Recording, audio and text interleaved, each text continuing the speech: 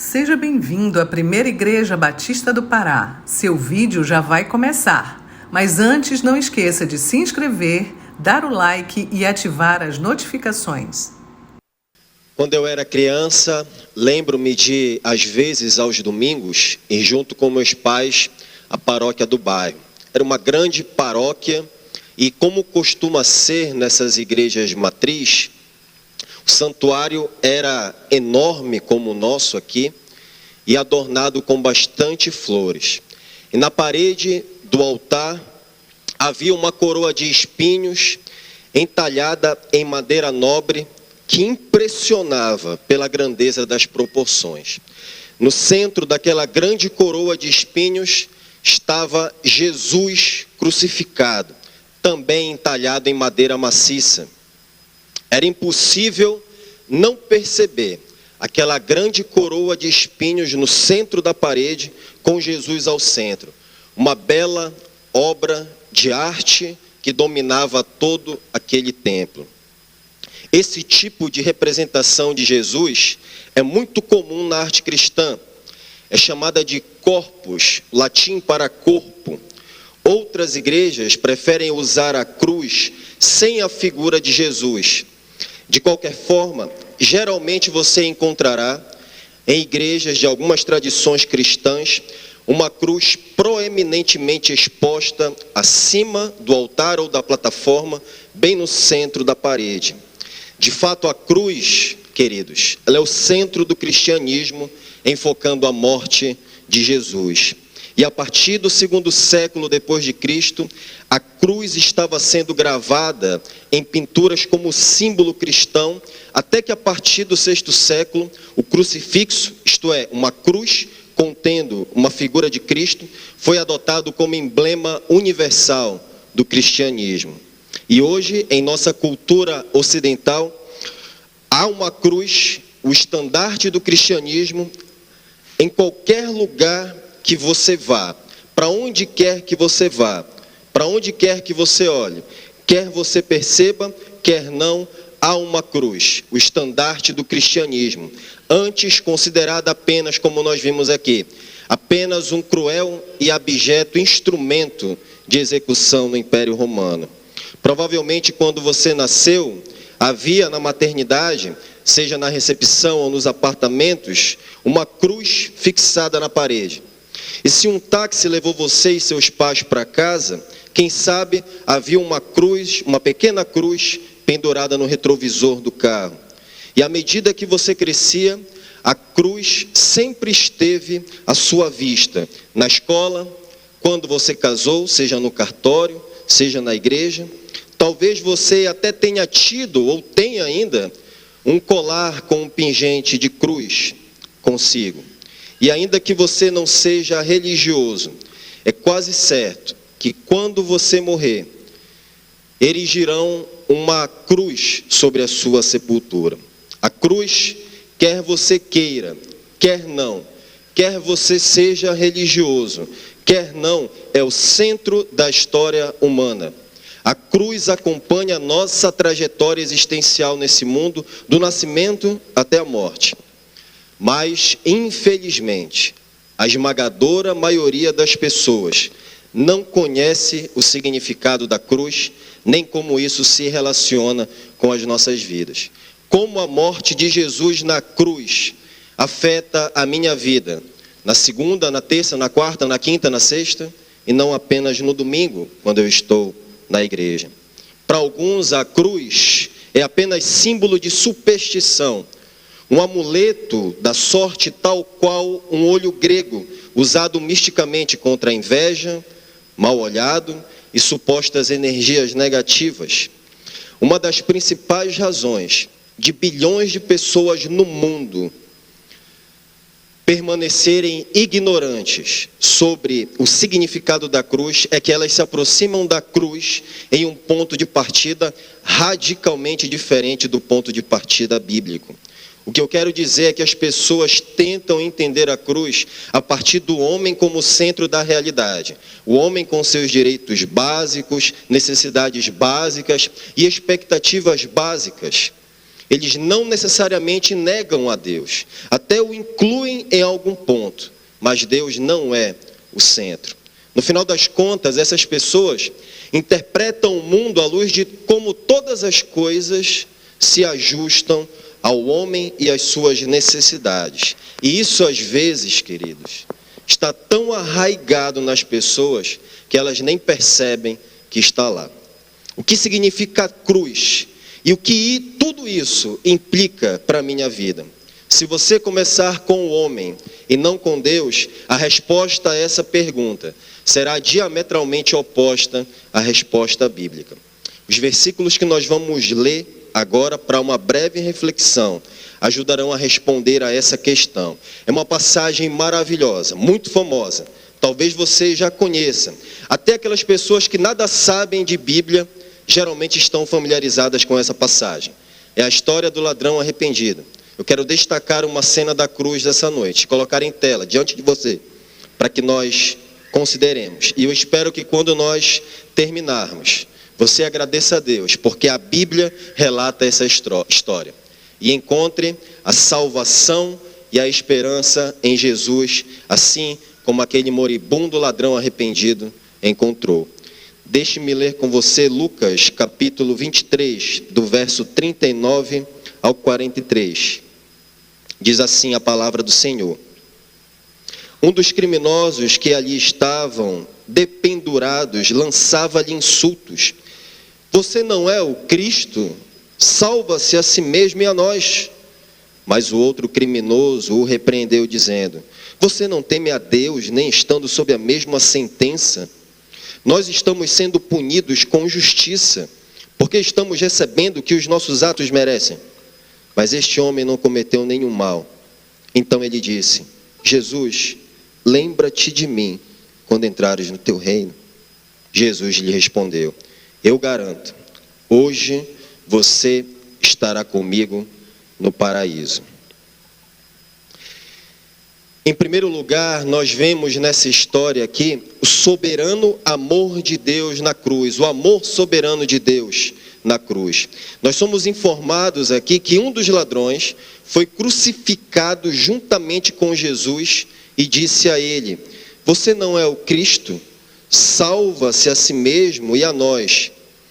A oração desse criminoso aqui nos mostra que ele estava focando apenas em si mesmo, apenas em suas necessidades, buscando apenas escapar da justa condenação a qual ele estava sujeitado naquela ocasião. Ele queria apenas livramento terreno, ele queria apenas escapar da justiça dos homens. Aquele malfeitor estava presenciando e participando do maior evento da história da humanidade, a obra salvadora do Filho de Deus na cruz. Porém, não conhecia verdadeiramente Jesus, nem compreendia o significado da cruz, como tantos outros de sua época. E por isso ele pediu, salva-se a si mesmo, Jesus, e a nós também.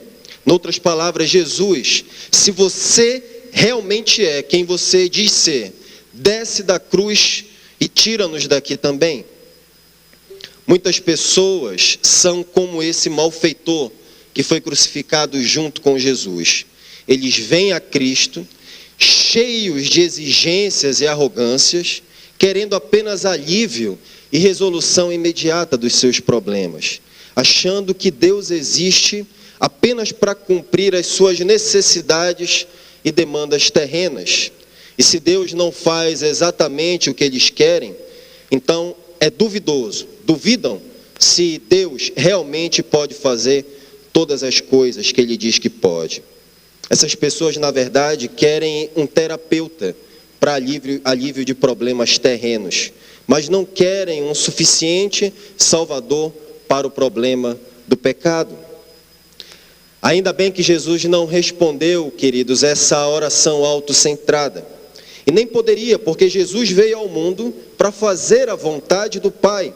E a morte de Jesus na cruz era a vontade de Deus, planejada desde a fundação do mundo, como diz Apocalipse capítulo 13, versículo 8. A morte de Jesus na cruz não foi um imprevisto ou um conjunto de infelizes circunstâncias, ou resultado do acaso, ou meramente uma injustiça cometida pela maldade humana. A morte violenta de Jesus na cruz faz parte do plano amoroso e soberano de Deus, como Pedro explicou aos judeus em Jerusalém, logo no seu primeiro discurso no dia de Pentecostes, após a ressurreição de Jesus.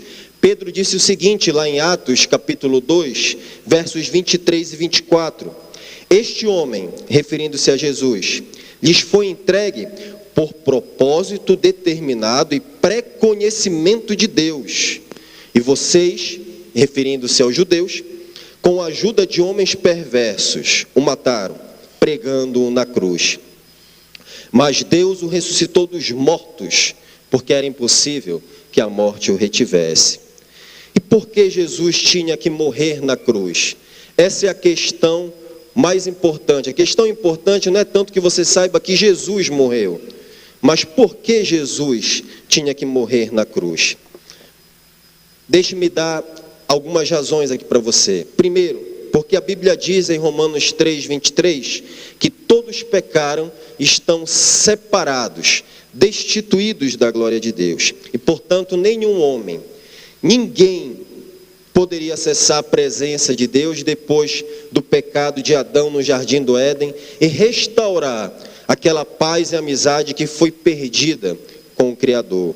A imagem de Adão apavorado, lá em Gênesis capítulo 3, e escondendo-se de Deus no Éden, é a experiência padrão do homem caído diante da presença gloriosa e santa de Deus. É isso que nós vemos lá em Gênesis capítulo 3, versículo 8. Quem poderia se aproximar de Deus novamente? Qual dos homens poderia ser o nosso intermediário, o nosso mediador?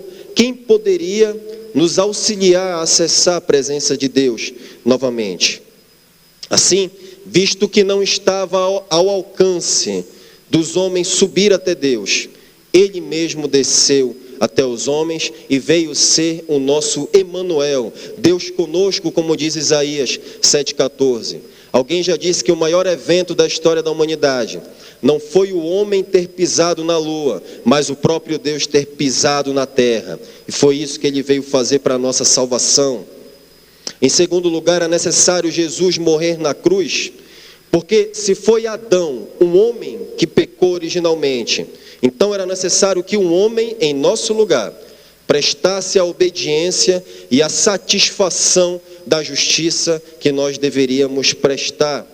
Portanto, o Filho eterno de Deus apropriou-se da natureza humana, revestiu-se da pessoa de Adão como verdadeiro homem e obedeceu perfeitamente, sem ter cometido nenhum pecado, todos os mandamentos de Deus. E Ele sofreu na mesma carne a justa pena que nós merecíamos ao morrer naquela rude cruz. Jesus, o Deus homem, uma união perfeita e necessária para a nossa salvação, porque Deus não poderia morrer. É impossível que Deus morra. Nem um homem, um mero homem, poderia superar a morte, melhor dizendo. Então Deus, para resolver esse problema da humanidade, associa a natureza divina com a natureza humana, para que a fraqueza da natureza humana sentisse a morte e o poder da natureza divina sustentasse a morte com o seu poder e garantisse que Cristo vencesse a morte na ressurreição de Cristo,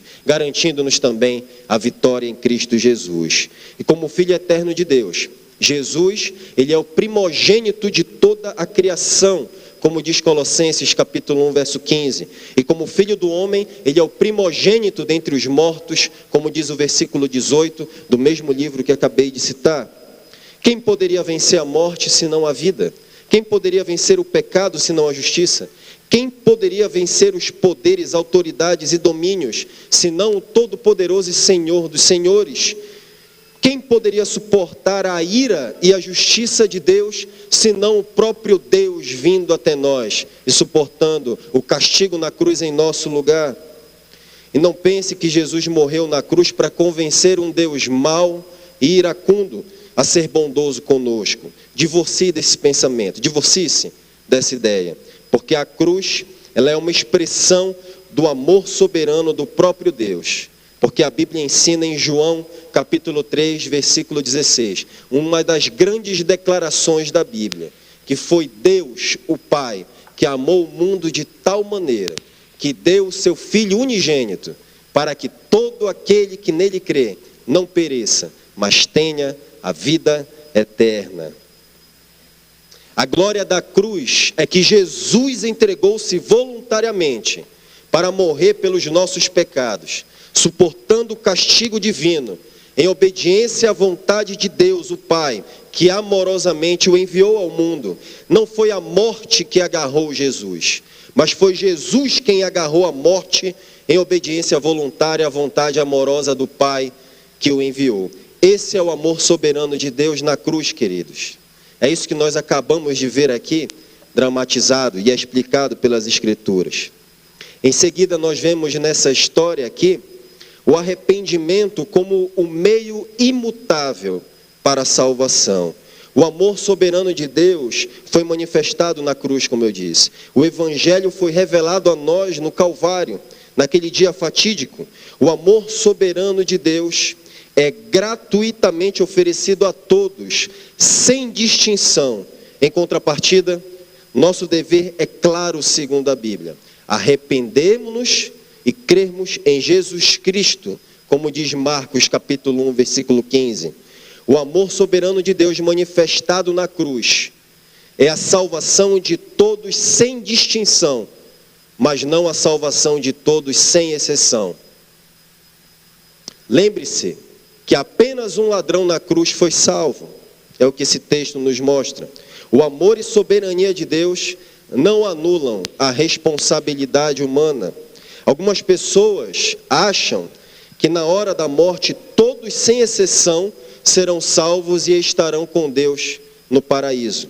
Mas para que ninguém seja presunçoso a esse ponto, essa passagem, tanto quanto fornece esperança, também aguilhou a nossa consciência, lembrando-nos que somente um ladrão foi salvo, embora no leito da morte. Porque apesar de os malfeitores terem ouvido as mesmas palavras de Jesus na cruz, apenas um deles foi salvo. Por quê?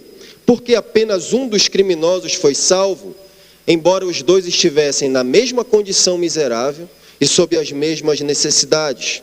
Algumas pessoas acham, quando eu faço essa pergunta, elas acham que aquele ladrão foi salvo porque ele era o ladrão bom e o outro era o ladrão mau.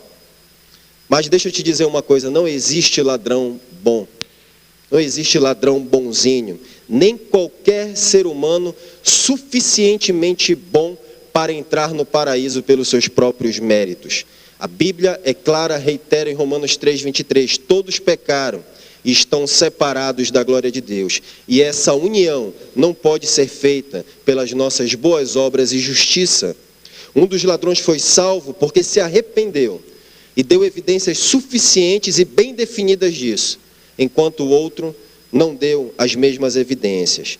E isso é facilmente percebido pelas palavras e atitudes dele antes de morrer. E eu quero destacar aqui as seguintes evidências. Ouça-me com atenção, é uma questão eterna que está aqui em jogo. Ouça com atenção as evidências do arrependimento do ladrão na cruz.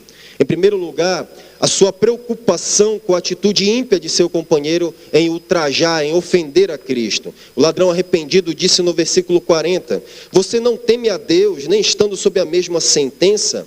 Veja, ele não quis participar da impiedade e escárnio contra Jesus. Ele não sentou na roda dos escarnecedores e dos zombadores. Ele não participou do pecado e da impiedade desse mundo. O segundo passo foi o pleno reconhecimento do seu próprio pecado. O ladrão arrependido continuou dizendo no versículo 41, nós estamos sendo punidos com justiça.